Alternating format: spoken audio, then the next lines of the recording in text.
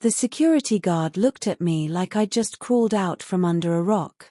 His eyes dragged slowly from my faded jeans to my old college sweatshirt, and I could practically see him calculating my net worth at about $12 and some pocket lint. He stepped forward, blocking my path to the Grand Aurelia Hotel's main entrance with the confidence of someone who'd been doing this job for exactly 3 days. "I'm here for the Clark Harrington engagement party," I said calmly. The smirk that crossed his face could have curdled milk. He laughed, actually laughed, then pointed toward the side of the building where a small sign read, "Service entrance."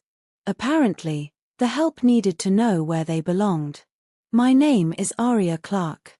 I'm 32 years old."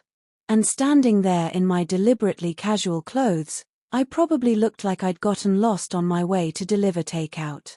The irony wasn't lost on me, considering what I actually did for a living, but I kept my mouth shut. Sometimes, the best revenge is served in courses. Like a 5-star meal. 2 weeks earlier, my sister Lena had called me with the enthusiasm of someone inviting you to their own execution. She'd made it very clear that I needed to look presentable for once because her future in-laws, the Harringtons, were very particular people. She even used air quotes over the phone.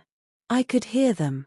She also mentioned, so casually, that maybe I shouldn't talk about my little online business thing, because the Harringtons were old money and wouldn't understand internet jobs.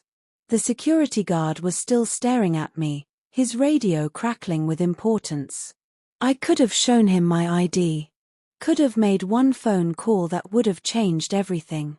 But where was the fun in that? Instead, I smiled sweetly and headed toward the service entrance, my beat-up sneakers squeaking against the pavement. Just as I reached the side door, a familiar voice shrieked across the parking lot. "Lena!"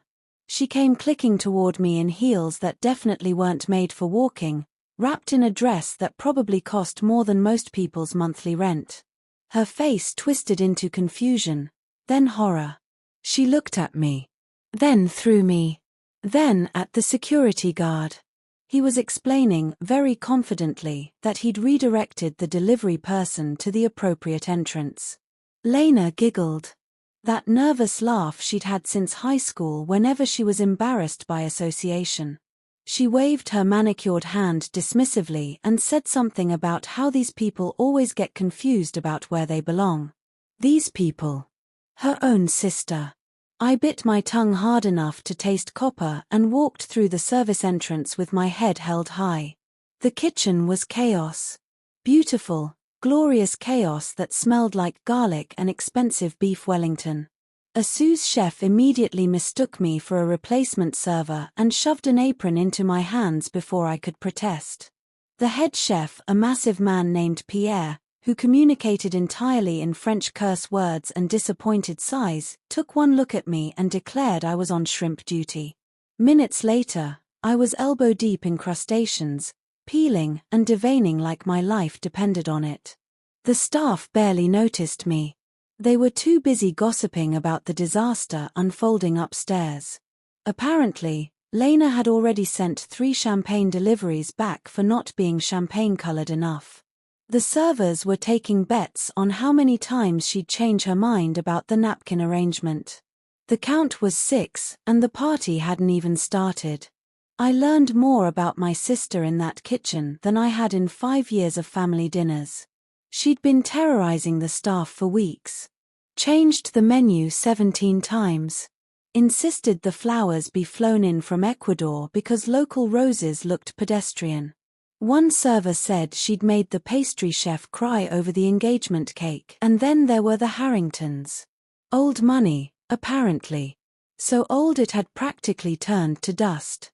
Mrs. Harrington had arrived earlier and spent 40 minutes explaining how their family had hosted parties since before the hotel was built. She name-dropped so many dead relatives I half expected a memorial table. Then Lena stormed into the kitchen. Her face was that specific shade of red that meant someone somewhere had dared to breathe incorrectly. She demanded to know why the champagne wasn't chilled to exactly 37.5 degrees. Pierre tried to explain facts. Lena wasn't interested. She swept past me, close enough that I could smell her perfume, the same one she'd borrowed from my apartment 3 years ago and never returned. She didn't even see me. To her, I was invisible. After she left, a server muttered that the Harringtons were already telling people their son could have done better. The dishwasher laughed and said he'd overheard Mrs. Harrington on the phone, trying to convince her son to call off the engagement. That's when things got interesting. I slipped out of the kitchen and took the service elevator alone to the executive floor. 3 years ago, I bought the Grand Aurelia hotel chain. All 17 properties. The purchase was done through my holding company, Nova Crest Group. My name stayed off most of the paperwork. Cleaner that way. And it allowed me to walk through my own hotels without anyone knowing I was the owner. You learn a lot when people don't know you're the boss.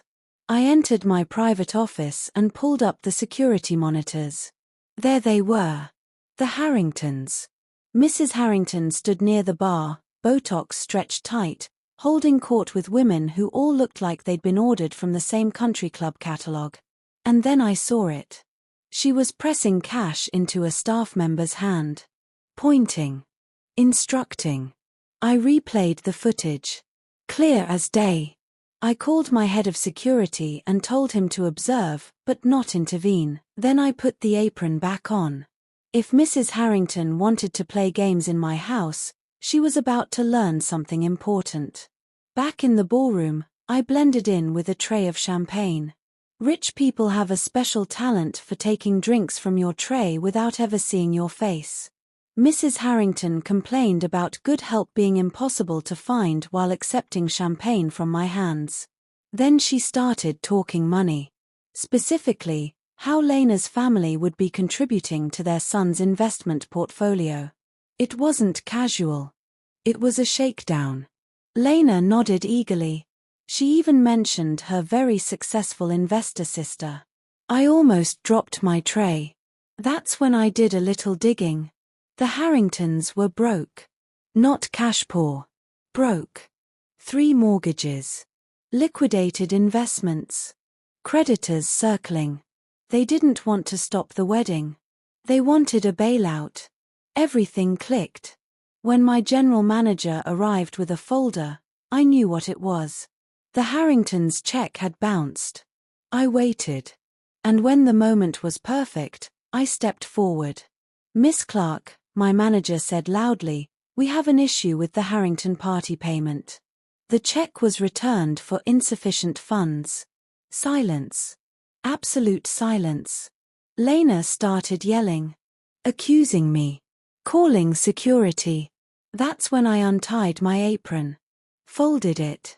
And said calmly, I think there's been some confusion. I'm Arya Clark. And I own this hotel. All 17 of them. Gasps filled the room. Then the screens turned on. Security footage. Bribes. Sabotage. Mrs. Harrington going through Lena's purse. I laid everything out. The debt. The lies. The setup. The Harringtons fled. Lena broke down. And for the first time all night, she saw me. A week later, Lena started her first shift in housekeeping at 5 a.m. She texted me a picture, smiling.